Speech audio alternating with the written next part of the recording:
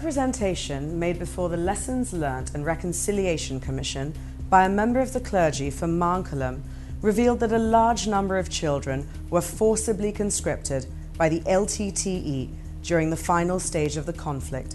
Vala Irumadam is a village situated just north of Mullaitivu in the no-fire zone, and its church, St. Mary's, was the last refuge for children brought there by their parents, terrified that they would be forcibly recruited by the LTTE to fight the last stages of their war. Father James Pathinada was a resident priest at St. Mary's and a witness to this heinous crime. I am a priest for the last 40 years. I have been working mostly in Jaffna Diocese and especially in Valley region. I have been in many parishes and institutions, and now I am here in this Mankalam parish. In fact, in December 2008, we were dislocated from Mullaitivu parish, Mullaitivu town, and we ended up in Valayanmadam. There, of course, it was very intense war, as you can imagine. Army was advancing, tigers were resisting. The church was not meant as a refuge for people to come and hide there, because it was a very small church, just 60 feet by 30 feet, and it was the only church that was available for the whole region. These are not only children, they were adults also, beyond 18 years of age, and all. They were tiger deserters also. So they had come and occupied this church and they were staying there. So we got, of course, information through the grapevine, that tigers are going to raid the place. So we told the tigers also not to do that, because there will be violence. In fact, I was the one in charge at the time, the parish. So I announced at least 7 times in the public address system of the church, which of course was broadcast right around the church compound also, that tigers are going to raid, and this is not the place, a place of worship. So this is a place where they come and find some consolation, some solace. And we also knew from these youngsters who were hiding here that they are going to fight back.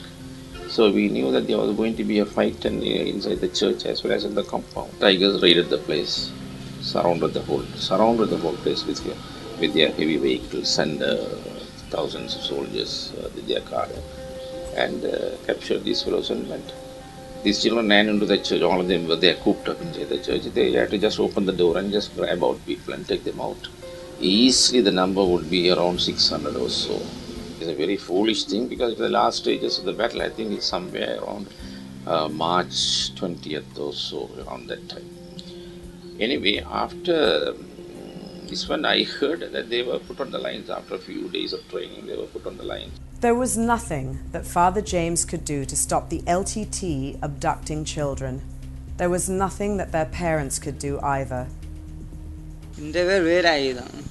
நாங்கள் கூலி வேலாம் செய்து கொண்டிருந்தார். அப்போ உங்கள் இடம்பெயர்ந்து போய்க்க நாங்கள் 8 வாய்க்காலுக்கு இருந்தால் பிள்ளைகளை கூட்டி பிடிக்கிற பிரச்சனை பயத்தில் சேச்சில் கொண்டு விட்டுருந்தாங்க.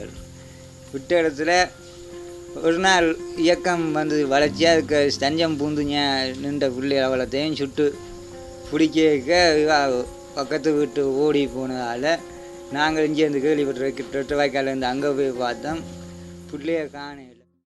Niruba recounts the ordeal of her abduction. She was only 15 at the time. என்னுடைய பேர் நிரூபா. எனக்கு அந்த நேரத்தில் வயசு 15. அம்மாக்கள் இன்னும் படிக்கிறதுக்குன்னு சொல்லி தான் கொண்டே ஃபாதரோட சர்ச்சில் விட்டுருந்தவியல். வளமை போல் அன்றைக்கு நிற்க இயக்கம் வந்து பிடிக்கிறா தகவல் கிடைச்சி தள்ளினாப்பில் நிறைய பேர் வந்து ரவுண்ட் அப் படித்து நின்றுட்டோம். அப்போ ஒருவருக்குமே ஒன்றும் செய்யலாமல் போயிட்டுது. அரைவாசி பேர் கோயிலுக்கு போய் உள்ளட்டு நின்றுட்டினோம். கோயிலுக்கு நின்று அவ்வளோ பேரையும் அதுக்கே வச்சு கதவை மூடி நின்று அவ்வளோ பேரையும் மேலே துவக்கால சுட்டு ஒருவரும் ஓடக்கூட ஓடினா சுற்றுறோம்ட்டு உள்ளுக்க நின்று அவ்வளோ பேரையும் பிடிச்சவியல். நாங்கள் வெளியில் நின்றபடியாக எங்களுக்கு பிரச்சனை இல்லாமல் போயிட்டு நாங்கள் அப்படியே அதால் பாஞ்சு போய் அங்கே சுற்றி வர நிறைய வீடுகள் இருந்தது, அதுக்கு போய் இருந்துட்டோம். அது பிறகு எல்லாரையும் எடுத்து கொண்டு போனவியல். அதை விட அவைய பேரண்ட்ஸுக்கெல்லாம் அடித்தவியல். இவ்வளோ காலம் வச்சுருந்த நீங்கள் தானேன்னு சொல்லி அவைகளுக்கும் அடித்து அவையில கதைக்க விடாமல் செய்தவியல். எதிர்காலத்தில் இப்படியான ஒரு நிலைமை வரக்கூடாது. எங்களை எண்ணம் வந்து நாங்கள் நல்லா படித்து எதிர்காலத்தில் சிறந்த ஒரு ஜொப்பை எடுத்து அது பெற்றோரோட சந்தோஷமாக இருக்கணும்னு தான் எதிர்பார்க்குறோம். இப்படியான செயல்களில் நாங்கள் ஈடுபட விரும்பவும் இல்லை. கட்டாயப்படுத்தி தான் எங்களை எல்லாரையும் பிடிச்சி கொண்டு போகிறதுக்கு முயற்சி செய்தவையல். எல்லாம் நிறைய பேர் பிடிபட்டவையல். கடவுளின் அதிர்ஷ்டத்தால் நாங்கள் தப்பிட்டோம்.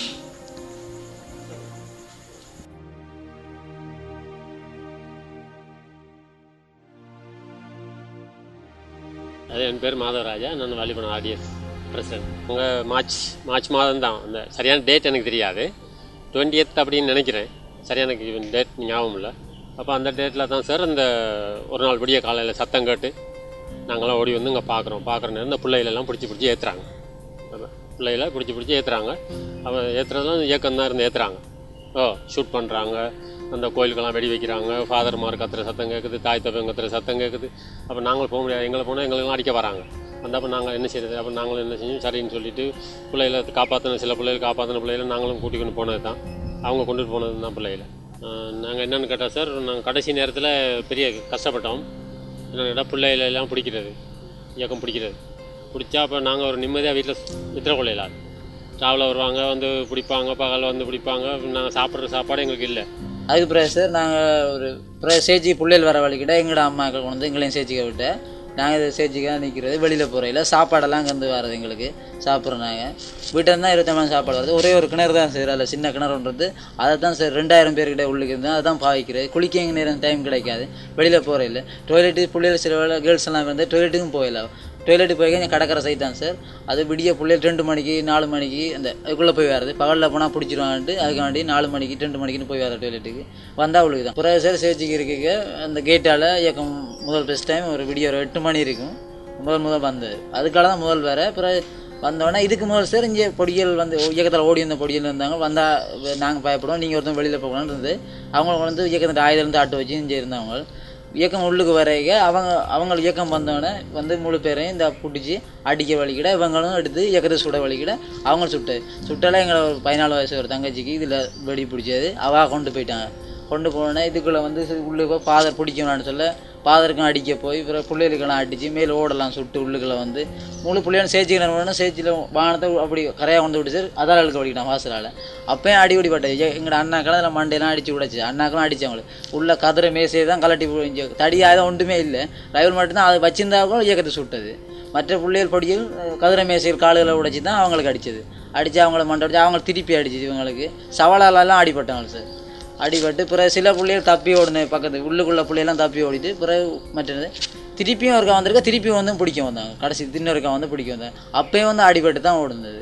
அடிபட்டு எங்களோட விடுதலை நாங்கள் எல்லாம் வேடிக்கைங்களை பாய்ச்சிட்டோம். இதுக்கு உள்ளுக்கு இருந்த ஓரளவுக்கு தப்புன பிள்ளைகள் தப்புனது. மற்றெல்லாம் கொண்டு போனேன். அராசியை கொண்டு போனால் அராசி வந்து அராசிக்கு என்ன நடந்ததே தெரியாது. எங்களோட தங்கச்சிக்கெல்லாம் 14 வயசு கொண்டு போனாங்க. என்ன பிறகு தான் நாங்கள் மெடிசனில் போய் காப்பாற்றி இங்கே கொண்டு.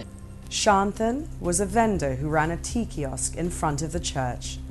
பேர் வந்து சாந்தன். நான் பொக்கனையில் எல்லா இடமும் வந்திருந்து பொக்கனையில் வந்து இருந்தேன். இப்போ பொக்கனையிலையும் இருக்க முடியாத சின்ன கடை வச்சுருந்தேன். தேத்தனி கடை வச்சுருந்தேன். அப்போ அதில் இருந்து அம்மாக்களுக்கு அந்த கடையை கொடுத்துட்டு ஒரு வளைஞர் மடம் சேர்ச்சி கிட்ட சேர்ச்சிலேருந்து ஒரு 50 மீட்டர் ஒரு வேலி பக்கத்தில் கடை தேத்தனி கடை தான் போட்டிருந்தேன். அவள் போட்டிருக்கக்குள்ளே அந்த புள்ளிகள் வந்து என்னட்ட சாப்பிட்றேன்டா இரவு 9 மணிக்கு பிறகு தான் பெறுவினேன். ஒரு 30-35 பிள்ளைகள்கிட்ட வந்து சாப்பிடுவேன். நான் சாப்பாடு எடுத்து வைக்கிறது. இவள் பகலில் வேற மாட்டேன் வந்தால் பிடிச்சி போடினமெண்டாக்காக அவையில் அந்த ஓர்டர் தர்றாக்கள் கட்டாயம் வந்து எடுப்பினோம். அவையில் இரவு 12 மணி என்றாலும் வந்து சாப்பிடுவினோம். அப்போ எடுத்து அவைகளுக்கு வச்சிருக்கிறார் 30 பேருக்கு.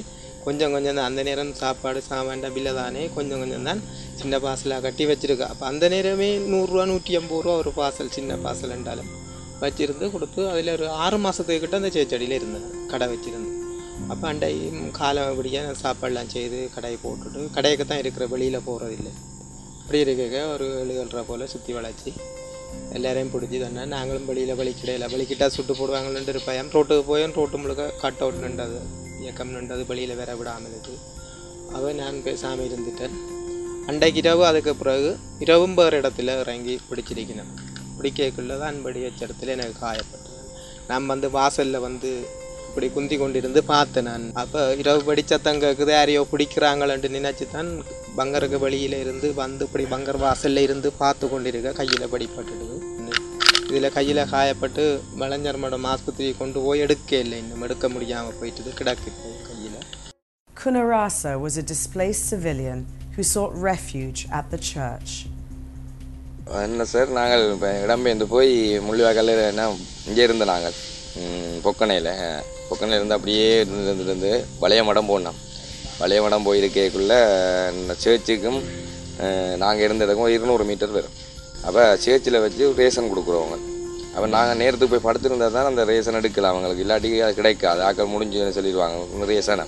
அப்போ அந்த டைமில் நிறைய பிள்ளைகள் எல்லாம் வந்து அங்கே பாதற்ற இதில் கட்டுப்பாடெலாம் இருக்கிறதுக்காக அங்கே கொண்டு வந்து விட்டுருந்தவங்க, பெற்றோர் கொண்டு வந்து அங்கே விட்டுருந்தது பாதுகாப்பில் இருக்கணும். அப்போ நாங்கள் போய் இருந்த நேரம் ஒரு காலம் ஒரு 7:30-8 மணி இருக்கும். அப்போ அந்த டைமில் அதுக்கு 9 மணிக்கு தான் சார் வளமை அவையல் வந்து டோக்கன் கொடுத்து ரேஷன் கொடுக்குது. அப்போ அந்த டைமில் இயக்கம் வந்துட்டு வந்து ஃபாதரோட கதைச்சுன்ட்ருக்கு. ஃபாதரை சொன்னால் அப்படியே எந்த அனுமதி இல்லாமல் நீங்கள் உள்ளே போயிடலான்ட்டு சொல்ல, இல்லை நாங்கள் போகத்தாமல் நீங்கள் இவ்வளோ புள்ளிகளை வச்சுக்கிறீங்க உள்ளே வரத்தாமன்னு சொல்லிவிட்டு அத்துமாரி ஃபாதரையும் தள்ளி விழுத்திட்டு உள்ளே வந்துட்டாங்க.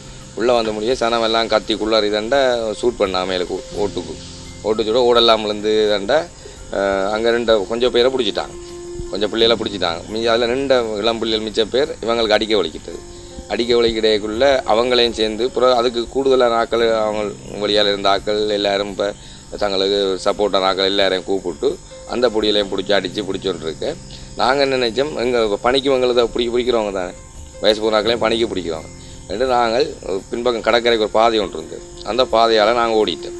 அப்படி வந்து கொண்டிருக்கே சார் விட மாட்டேன்ட்டான்.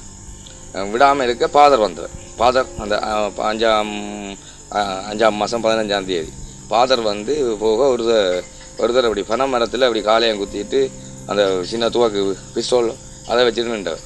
நிற்க ஃபாதர் போய் கதை கேட்க அவர் சொன்னார். அப்போ நான் பக்கத்தில் நின்றேன். அவர் சொல்கிறார், தனக்கு கடைசி நேரம் இயக்கம் தந்த வேலை வந்து சனத்தை சுடுற வேலை. நான் சொல்ல ஃபாதர் நீங்கள் வேணுமெண்டா போங்க, சனத்தை விட்டு நீங்கள் போங்க.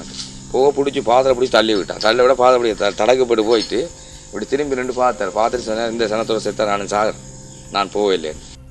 Nimilan, Vignesh and Pala are a few of the children who were lucky to escape. Their stories are truly harrowing. வீட்டில் தான் ஒழிச்சிருந்தது. நாங்கள் பங்கப்பட்டி கீழே ஆளை எண்ணெய் விட்டுட்டு மேலே ஒரு தரப்பால் மாதிரி போட்டு தான் இருந்தது. அந்த இடத்துல இயக்கம் என்ன சொன்னால் வீடாக உள்ளட்டு எல்லாரையும் பார்க்க தூங்கிட்டாங்க. பார்த்தா கனப்படியெல்லாம் பக்கத்தில் எல்லாம் பிடிக்கிறாங்க, ஒன்றும் செய்யலை. அப்போ அப்பா என்ன சொல்லணும்னு சேச்சில் இவ்வளோ படியல் நிற்கிது, அவ்வளோ படியலோடையும் சேர்த்து பிடிக்க மாட்டாங்க. அப்போ அங்கே போகும்னு சொல்லி இப்போ முதல் நாள் இன்றைய காலையில் அப்பா என்ன செய்கிறேன்னு சொன்னால் ஏற்றி கொண்டு விடிய 6 மணிக்கு சேர்ச்சில் இறக்குறேன். இப்போ சேர்ச்சில் இறக்கி நான் மதிய சாப்பாடெல்லாம் சாப்பிட்டுட்டு அங்கேயே படுத்துட்டு அடுத்த நாள் விடிய எழும்பி முகங்களை ஏறி சாப்பிடுவோம்னு வெடிக்கிற 7:30 இன்னும். அப்போ அந்த டைம் என்ன செய்கிறான்னு சொன்னால் இயக்கம் முழுக்க சுற்றி வளைச்சா ஒன்றுமே செய்யலாது. சேர்ச்சிக்குள்ளேயே நாங்கள் போயிட்டோம். சேர்ச்சிக்குள்ளே போனால் பொம்பளை பிள்ளைகள் பெடிகள் எல்லாம் சேர்ந்தா போல் கேட்டெல்லாம் பாசெல்லாம் லாக் பண்ணிட்டாங்க. இயக்கம் டிரைவலால் மேலே சொல்கிறாங்க, ஓடெல்லாம் முடஞ்சி விழுது. அந்த இடத்துல என்ன செய்கிறாங்கன்ற ஒரு பாதையை மட்டும் எடுத்து அதுக்குள்ளால படிகள் எழுத்துட்டுருக்காங்க. உள்ளுக்குள்ளே சுட்டது என்ன மாதிரின்னு சொன்னால் முதல் ஓட்டுக்கு மேலே வெடி வச்சாங்க, ஓடெல்லாம் முடஞ்சி உள்ளுக்க விழுந்துட்டு. அப்போ ஆக்கள் எல்லாம் புடி வெட்டி கொண்டு வாசலுக்கு வாழ போய்க்கொண்டிருக்கக்குள்ள சனம் குறைஞ்சோடனே ஒரு அம்மா ஒரு பிள்ளை எப்படியே இல்லை. அப்போ அந்த அம்மாவுக்கு நேரம் சுட்ட கையோட எண்ணி பிடிச்சிட்டாங்க. அதுக்கு பிறகு நான் ஜீப்பில் ஏறிட்டேன். அதுக்கு பிறகு என்ன நடந்துட்டு சேர்த்து என்ன தெரியும். 3ஆம் நாள் நான் அங்கே நிற்க இவன் வீட்டை நின்றுட்டு படுத்துட்டு 5 மணி போல் உடம்பி சேர்ச்சிக்கு போயிட்டு கும்பிட்டுட்டு அங்கே படியலோட இந்த கேட்சி போட்டு வெளியில் போயிட்டேன். வெளியில் வீட்டை ஏதோ கடவுளை எதுன்ட்டு நல்ல ஒரு இதாக இருக்குது. வீட்டை போனோடனே நானும் ஒரு சேர்ச்சால் வழிக்கிட்டு 50 மீட்டர் தூரம் போனோடனே சுட்டு கேட்குது, சத்தங்கள்லாம் கேட்குது, படியல் கத்தி கேட்குது, தாயாக்கள் எல்லாம் கத்தி கேட்குது. அப்போ நான் திரும்பி ஓடலாம் தானே, ஒரு இடம் போயிடலானே. அப்போ நான் வீட்டை போயிட்டு வீட்டுக்கு ஒழிச்சிட்டேன். நான் அப்புறம் அப்படியே அந்த சேர்ச்சிக்கு படியலை பிடிச்சோண்டு அவங்க போயிட்டாங்கன்னு சொன்னாங்க. அப்புறம் சேர்ச்சிக்கு போக ஒரு படியலும் இல்லை, தாயாக்கள் ரெண்டாவது வந்து இறந்தேன் உள்ள. நான் அந்த சேர்ச்சில் ஒரு ஹாஸ்டல் ஒன்று நடந்தது, ஹாஸ்டலோட பாதராக்கள் நடத்தினவியல். அந்த ஹாஸ்டலில் நான் தான் படித்து அப்போ தெரிஞ்ச ஃபாதர் சேர்ச்சில் ஒரு நின்றுறாங்க. ஆரம்பத்திலே ஒரு 20-25 பிள்ளைலாம் நின்றுருப்பாங்க. இப்போ இந்த சேர்ச்சில் பிடிக்கலை, ஹாஸ்டல் பாதராக்கள் நடத்துகிறாங்க. அப்போ பாதராக்களை மீறி பிடிக்கலை, அப்படியே ஒரு இது. இப்போ பிள்ளைகள் பழைய இயக்கம் ஓடி வந்து சேர்ச்சிக்கு நிற்க தொடங்கிட்டாங்க. அப்போ கணவர் சேர்ந்தோடனே ஒரு நாள் காலமையில் வந்து சுற்றி வளைச்சி எல்லாம் சுட்டு எல்லாம் பிடிக்க தொடங்கிட்டாங்க. பிடிச்சோன்னா நானும் அதில் பிடிபட்டு பிடிச்சி கொண்டே முள்ளிவாய்க்கால் கடற்கரையில் விட்டாங்க. Father James describes the shelling of St. Mary's Church. Well, on April 20th, 21st, they came and asked all the priests living in that area, in the church compound, St. Mary's Church, Valayanmuda, and wanted us to go into Mullivaikal. We said no. I asked why. He didn't want to give the reason. One who came, he didn't want to give a reason. We said, with what conscience you are asking us to leave? At least here we have the protection of the bunkers, So I was senior priest there, so I had to tell the person concerned that we just can't do that. We will not leave. We had fathers there, sisters there, then we had orphan children there. So we refused to vacate. We knew the reason why they were asking, because on I think 19th or 20th of April, army had surrounded Pokkana village, and the next village would have been Valayamuda, where we were. So they wanted us all to leave before that and be with them in Mullivaikal. But Mullivaikal is the last sort of fortress, so I won't call it fortress, a place where they are gathered with all the heavy equipment, their families with their car. And they want us to go into the place. In fact, they asked a question, you want us to be fodder for this one? Why are you asking us this question? He refused to answer that, but of course he wanted us to leave. We normally have mass in the morning. So one of our priests who came with me 2 days, 3 days after told me in Sambat Proyavaka that one of his close friends told him that he had come for early morning mass. That is, we normally have mass at 6:15. He had come at 5:45 or so. Then somebody was waiting there on the with a walkie, and then as soon as lights appeared on my room in the house where I was living, immediately he said, "Okay, ready," and he ran out. Immediately then the shell came and fell on my roof. I was injured, and 4 people who were just lying adjoining the wall of the house got killed, and 8 or 9 were injured. Very next day they again fired, and another priest lost his leg. After that day, ICRC ship came, fortunately, so I was evacuated and I was sent off to Pulmot, Padavi, and then ended up in Sambatpura in Borneo. അതിനിടെ കേട്ടാ sir உள்ளுக்கு வந்து நிற்க ஒரு இயக்கம் ஒருத்தன் வந்துட்டான் போக்கியோட நிற்க அவனை கண்டுட்டான், பொடியில் கண்டவனை அடித்து அவனை வெளியில் அனுப்புவானே. ஒரு 5 வருஷத்துக்கு அங்கெல்லாம் 2 செல் வந்து விழுந்து, ஒன்று அங்காள சைட்டில் விழுந்து, ஒன்று இது இவ்விடத்து விழுந்தோடனே ஃபாதர் காயப்பட்டவொடனே பிள்ளைகளெல்லாம் ஓட வலிக்கிட்ட ஃபாதர் காயத்தில் வந்து பிள்ளைகளை சொன்னார், ஓடாங்க வெளியில் போனால் பிடிப்பாண்டு. அப்படி இருந்தும் ஒரு சில பிள்ளைகளோட வெளியில் வச்சும் பிள்ளைகளை பிடிச்சது. அதோட தான் ஃபாதர் இதில் காயப்பட்டார். ஃபாதர் படத்துக்கு காயப்பட்டது, இதில் தான் காயப்பட்டது இப்போ father. This is just one of the many incidents that have come to light recently of LTTE atrocities committed during the last stages of the conflict. What happened to the abducted children, how many of them returned to their loving families, and how many are unaccounted for is still being investigated. Father James feels there is hope going forward, hope for peace and reconciliation. This is his message to Sri Lankans and the international community. I of course would appeal to the international community at this moment while supporting the struggle for human rights and justice issues. At the same time, there are humanitarian issues, urgent humanitarian issues that need to be tackled now, right now, especially in terms of livelihood, in terms of shelter, in terms of the case of widows. There are sort of special needs as well as the orphan children. I would suggest, now that you have made Tamil and Sinhala as official language, I would appeal, be sincere about implementing that as an official language. At least locally, we should be able to attend to many of our things on our own, at our own level, village level, at district level, or provincial level, or whatever. I think that is being now attended to because the government and TN are now having discussions, and serious discussions are going to take place in the near future. So that is a happy sort of sign. The LTTE's military might is no more, yet its international network continues to operate under various guises and remains active.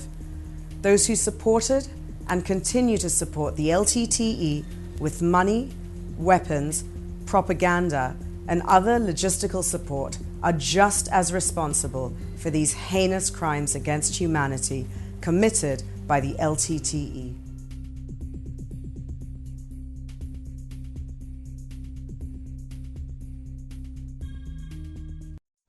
With the Tamil people of the Vanni now free to talk, many are those who are now coming out to tell their tales of horror. On the 17th of May 2009, between the hours of 4 a.m. and 5 a.m., 2 chillingly brutal acts of mass murder took place in Mulivaikal. By this time, the LTTE were retreating from government forces. Unable to take care of their wounded, they rounded them up and disabled cadre, which included women and forcibly recruited children, and they were brought here to Vele Mulivaikal, a point between Mulivaikal and Vaduvakal, just outside of an LTTE-run field hospital. They were asked to board a bus. Those who could not were helped in. This farcical act of kindness was the last they were to receive. Kandaya Ravi is a brother of a bus victim. எனது பெயர் கந்தையா ரவி. நான் புதுக்குடியிருப்பை சேர்ந்த நான்.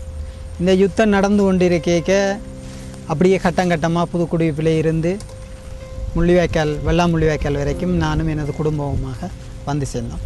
வந்து சேர்ந்து நான் முள்ளிவாய்க்காலில் இருக்கிற போது எனது ஒன்றை விட்ட சகோதரர் ஒருவர் காயப்பட்டு இப்படியான ஒரு ரோசா வசுக்குள்ளே இருந்தார். நான் நேரில் சென்று போய் பார்த்துட்டு அங்கு அதை பராமரித்து கொண்டிருக்கிறவர்களை நேராக போய் கேட்டேன். என்னுடைய சகோதரர் இருக்கிறார், அவரை நான் எடுத்து வீட்டுக்கு கொண்டு போகலாமான்னு சொல்லி. அப்போ அவர்கள் சொன்னார்கள், ஒரு 2 நாள் பொறுங்க, பிரச்சனை இல்லை, எல்லாரையும் உங்கள் ஆக்கள்கிட்ட திரளாம்னு சொல்லி. அதை நான் மட்டும் கேட்டதுண்டில்லை, அங்கு நின்ற ஏனைய உறவினர்களும் அதை கேட்டவர்கள், அவர்கள் கொடுக்கல. அதுக்கு பிறகு மறுநாள் 16ஆம் தேதி காலையிலையும் நான் சென்று போய் கேட்டேன். கேட்க அவர்கள் சொன்னார்கள், சரி பொறுத்த நீங்கள் இன்னொரு 2 நாள் பொறுங்க, உங்கள்கிட்டயே திரளாம் சிக்கவில்லைன்னு சொல்லி. சரி அதையும் கேட்டுட்டு நான் வீட்டுக்கு வந்துட்டேன். வீட்டுக்கு வந்து அடுத்த நாள் அதிகாலை ஒரு 3-3:30 மணி போல் இருக்கும், பாரி ஒரு வெடிச்சத்தம் கேட்டுச்சு. பாரி ஒரு வெடிச்சத்தம் கேட்டுன்னு சொல்லி பார்த்தால் சனம் கல்லூலமாக ஒரே குயாமாயாண்டு ஒரே சத்தம். பார்த்தால் ஒரே வெளிச்சம், ஒரே புகை, பகல் மாதிரி வெளிச்சமாக இருக்குது. தொடர்ச்சியாக நின்ற வாகனங்கள் எல்லாம் வெறிய வலிக்கிட்டோன்னா நல்லா விடிஞ்சிச்சு. விடிஞ்சோன்னே பார்த்தால் ஒரு 6-6:30 இருக்கும். சனம் எல்லாம் இராணுவ கட்டுப்பாட்டு பகுதியை பார்க்க ஓடிக்கொண்டோம். அப்போ நாங்களும் இனி இருந்து பிரயோசனம் இல்லை தானே, நாங்களும் சேர்ந்து அப்படியே வந்து இந்த ரோசாவசை வந்து பார்த்தா அங்கே எல்லாம் ப்ளாஸ் பண்ணி ஒன்றுமே பார்க்கக்கூடிய நிலையிலே இல்லை. அதில் நின்று எங்களால் அழுது போட்டு தான் போகக்கூடிய மாதிரி இருந்தது. Vargaraja too was an eyewitness. എൻ്റെ പേര് തിരുച്ചെല്ലും വരദരാജ. ஊர் வெட்டாப்பளை முள்ளியவளை. எல்டிடியின் கட்டுப்பாட்டுக்கு நீண்ட காலமாக கஷ்டப்பட்டு கடைசியில் வெட்டாப்பளையிலிருந்து இடம்பெயர்ந்து புதுக்குடிப்பு, புதுமாத்தலன், முள்ளிவாய்க்கால் அந்த பகுதியெல்லாம் கடந்து போய் முள்ளிவாய்க்கால் இருக்கும்போது ஊனமுற்ற பொண்களை ஒரு ரோசா பஸ்ஸில் ஏற்றி கொண்டு வந்து முள்ளிவாய்க்காலுக்கும் மட்டுவாளுக்கும் இடையில் எல்டிடியினர் அவ்வளோ பேரையும் பம்பண்டி போட்டு நெடுமாறன் தலைமையில் பம்பண்டி போட்டு போனதை இந்த கண்ணால் தான் கண்ட விஷயம். நாங்கள் இருந்த கொட்டிலிருந்து 200 மீட்டருக்கு அங்கால கண்ணிப்படி வச்சு தகர்த்தப்பட்டது. A few hundred meters from the first bus that was exploded was another bus full of LTTE casualties, wounded and disabled cadre, and civilians who had been forcibly conscripted. They thought they were retreating from the front lines. Sachi Kumar, an ex-LTTE combatant who was at the scene, describes what he witnessed. எனது பேர் வந்து சசிகுமார். எனக்கு சொந்தம் வந்து வள்ளிவனம். நான் வந்து 2007ஆம் ஆண்டு படித்தோன்றிருக்கக்குள்ள வளாகட்டாமல் பிடிச்சோன்னு இருந்த போது நான் பிடிச்சிருக்கேன். அப்பா பிடிச்சிட்டாங்க. அப்பா பிடிச்சிட்டாங்க. அப்பா அடுக்கணுன்றதுக்காக நான் போய் விதலை இணைஞ்சு அவைய அந்த சில பைக்கெல்லாம் முடிச்சுட்டு பேருந்தன்னு சொன்னால் அவைய ஒரு கிளம்புன அந்த 2-3 கிளம்புன பூனேரி கிளம்புனா மஞ்சள் கிளம்புன அங்கே நான் காயப்பட்டு வீட்டை வந்து நின்றேன். வீட்டை வந்து நின்றும் போது கடைசி விட போயார். அப்போ நான் வந்து சாரம்பலேருந்து நான் 5ஆம் மாதம் 15ஆம் தேதி இந்த பனைமரத்துக்குள்ளே வந்திருந்தாங்க. சனமெல்லாம் போதோன்னா அந்த பனைமரத்துக்குள்ளே வந்திருந்தாங்க. பேருந்து கடைசி கட்டம் 17ஆம் தேதி இந்த பாலத்துக்கு பக்கத்தில் வந்திருந்தாங்க. பக்கத்தில் வந்து நின்றுனாங்க சனங்களோட வந்து கேட்குள்ள ஒரு 4 மணி அளவு இருக்கும். சனமெல்லாம் வந்து வலிக்கிட்ட ஒரு போராளி வந்து சொல்லிச்சுது, நாங்கள் வாகனத்தை வடிக்க பண்ண போகிறோம், ஒருத்தரும் போகாங்க கொண்டு. நாங்கள் எங்களுக்கு பீசனை மட்டும் நாங்கள் ஒரு நீல கெண்டனப்பட்டியை பார்த்து நின்றாங்க. நீல கெண்டனப்பட்டியை பார்த்து நிற்க போய் அந்த பஸ்ஸுக்கு வந்து ஒரு காயக்கார கணக்கு பேர் இருந்தவைய. இது கேட்குள்ள அந்த போராளி என்ன செய்து எங்களை முன்னுக்கு போய் நின்று அந்த வாகனத்தை வடிக்க பண்ணி விட்டு ஓடுது. இப்போ நாங்களும் வந்து அதுக்கு பின்னால் ஓடக்குள்ள பார்த்தா அந்த வாகனம் ஃபுல்லாக கட்சி மண்டலமாக கிடக்குது. ஒன்றும் தெரியல. நடந்தது உண்மை சம்பவம். அங்கிட்டு பார்க்க சனம் உள்ளுக்கு காயக்காரர். Mohan, a civilian, and other members of his family were there too.